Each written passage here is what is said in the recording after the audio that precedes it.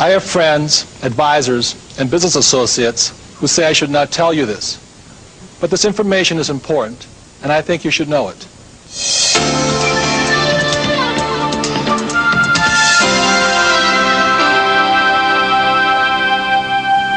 My name is Robert Kiyosaki. I am fourth-generation Japanese American, born and raised in Hawaii. My mother was a registered nurse, and my father had a PhD in education.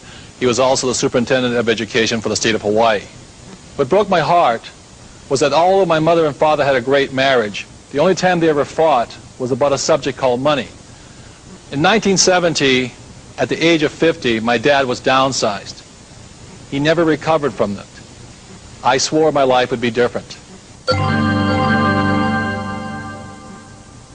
So in school today, we're focused on a thing called SAT, or Scholastic Aptitude Testing. We want to find out how good you are at reading, writing, arithmetic. Very important skills. And depending on how well you do with SAT, the next thing they focus on is professional aptitude testing, whether you should be a doctor, a lawyer, fire chief, secretary, or whatever. It's your professional training. But what school fails to focus on or train people on is a thing what I call financial intelligence. We never discuss the subject of money in schools. So what do I mean by financial intelligence? Well, if we gave $10,000 to 100 people, 80 of them, or 80%, would have nothing left at the end of a year. 16% with the same $10,000 might have $10,050, what you would get by putting it in a bank. And 4%, given that same $10,000, would have anywhere from $20,000 to $1 million or more. And that's what I mean by financial intelligence.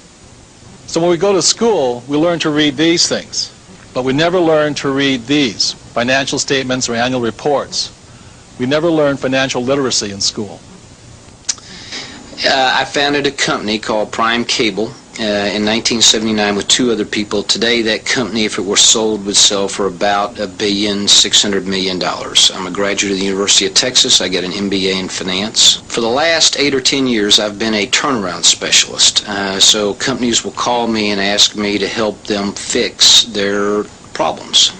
One of the unfortunate things about being a turnaround specialist is that sometimes there's some fat in the organization that has to get eliminated, and so in the last 3 years I have fired probably well over 200 people.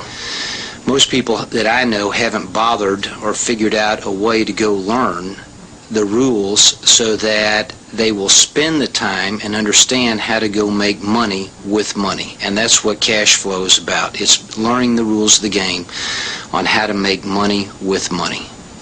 One of the great things about money and the rules of the game for money is that they can be taught and they can be learned. One of the things that is very important to me is that my children especially understand the rules of the game of money so that they will never be one of the unfortunate statistics who gets fired in a corporate downsizing by somebody just like me. When I studied accounting in school, it was possibly the single most boring subject I ever studied. So I had to create a system that was easy enough for me to understand. So these are the basic forms necessary for financial intelligence. One is called an income statement because it has an income and expense, also called a profit and loss statement. There is also a balance sheet, and the balance sheet has assets and liabilities. And these are the very basics for financial literacy or financial intelligence. I soon realized the main cause of financial struggle was due to confusion between the definitions of an asset and a liability. I looked in the dictionary at the definitions of assets or liability, and I got very confused by the dictionary's definition, so I made up my own. My definition of an asset is something that puts money in my pocket, and my definition of a liability is something that takes money out of my pocket. So what caused my mom and dad to struggle financially is my dad, because his banker and his accountant and his real estate agent told him a house is an asset, by this definition, it's actually a liability. He also counted his car as an asset. Yet by this definition, his car was not an asset, it was really a liability. And if these definitions are still too confusing, I simplified it even further. The new definitions are, if I stop working, assets will feed me, and a liability will eat me. And I hope that's simple enough.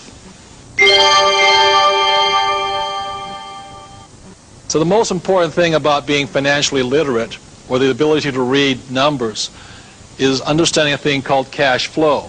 I can tell the difference between a poor person and a middle-class person by simply looking at their income statements and balance sheets and figuring out which direction the cash is flowing.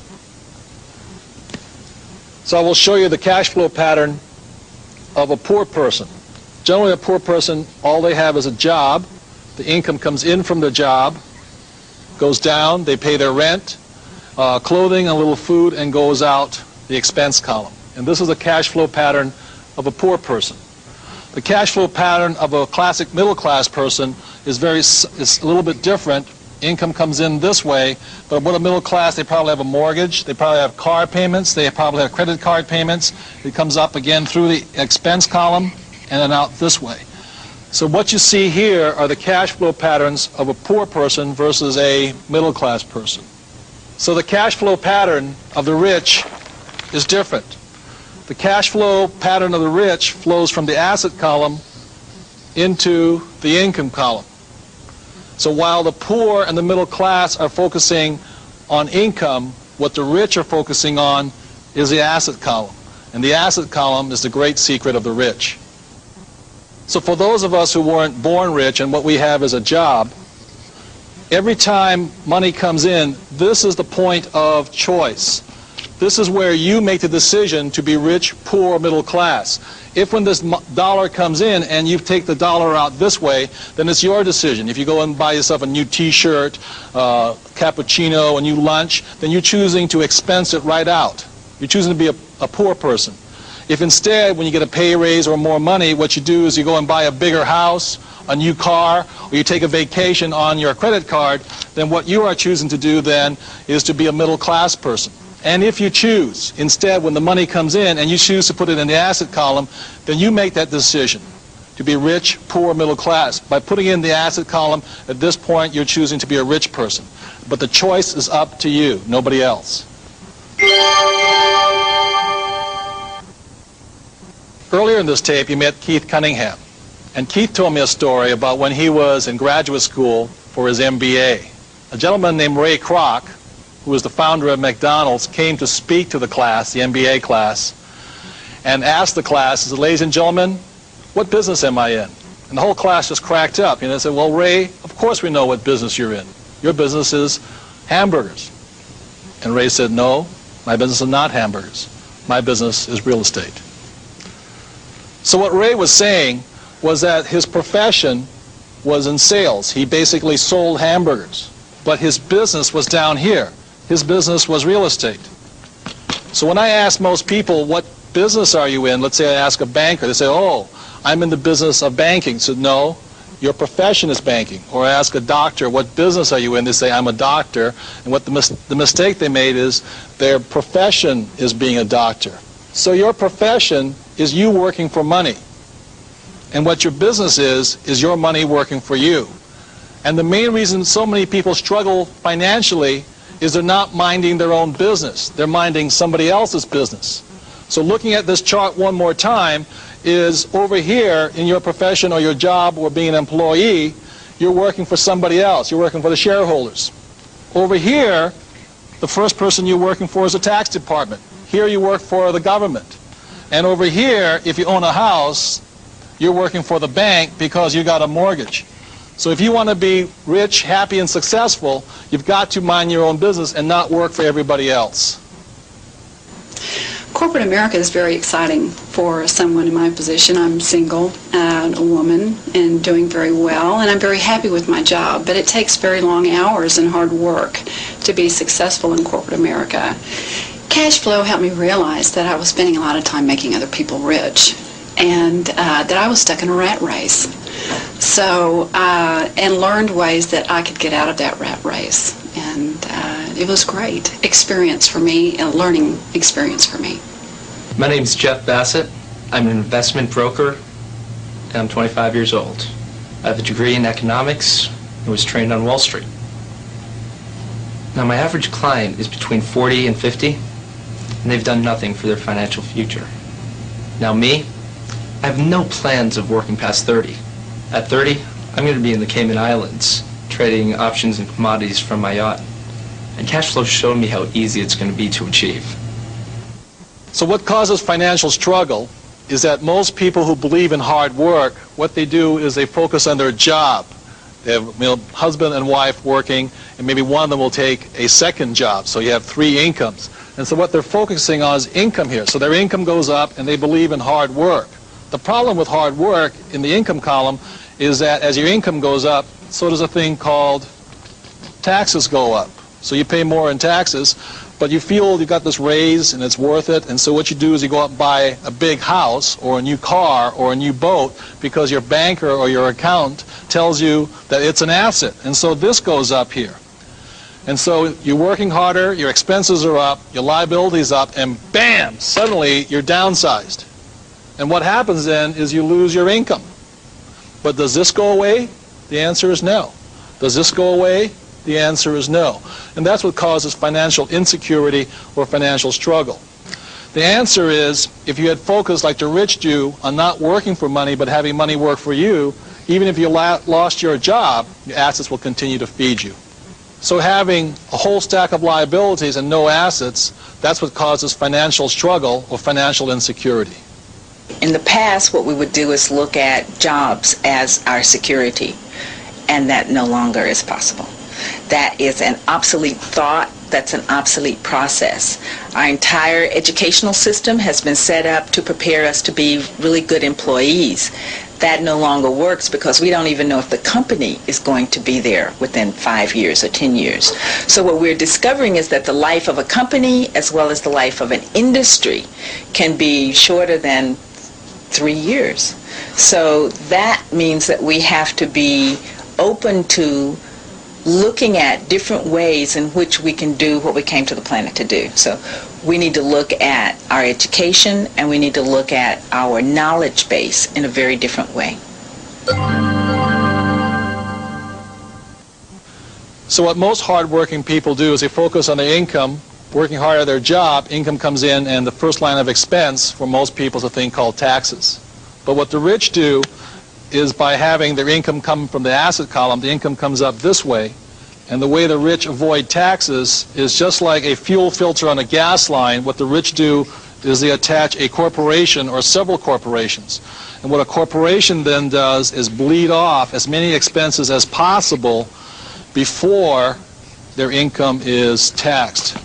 And that's how the rich avoid taxes, where a person who is an employee or a W-2er is taxed first. So what the rich do through a corporation is that they take off some of their expenses. What they do is they earn, they spend as much as they can, and they're taxed on what's left. And what the poor and middle class do is they work hard, they earn all their money, but the government taxes them, then they try and spend or live on what's left. And that's one of the big differences between the poor, the rich, and the middle class.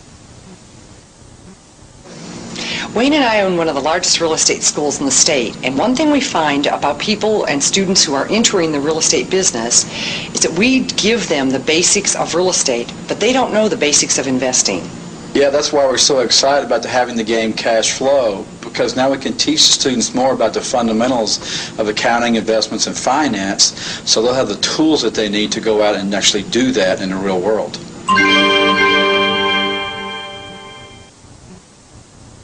So one of the secrets of the rich is how they print money. One example is, let's say they buy a house in foreclosure through their attorney's office.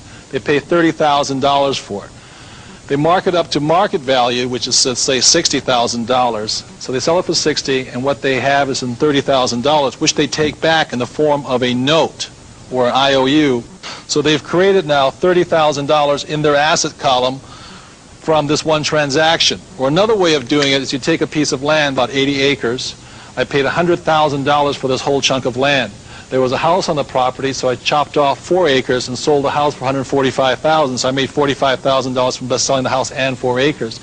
I then divided up the land into 3 parcels, selling each parcel for $100,000 each, again taking it back in a note or a form of an IOU. So over here I had now invented $300,000 in my asset column. Or another example I do is called an IPO, initial public offering. I put $10,000 seed money into a company I'm forming. For 1 penny a share, $10,000 comes out to 1 million shares. The moment the company goes public, let's say it goes up to $1, so 10,000 shares then goes to $1 million, which I don't have to pay taxes on until such time as I cash the money. So these are some examples of how the rich print money. And why the poor and the middle class have such a hard time is what they do is they go and work hard at their job, the money comes in here, and if they try and save something, it goes through a thing called their taxes, and it goes through taxes before it can come into this asset column called savings. So this is an example of why the poor and middle class have such a hard time saving any money. It's because the government takes a part of it before it gets into their asset column.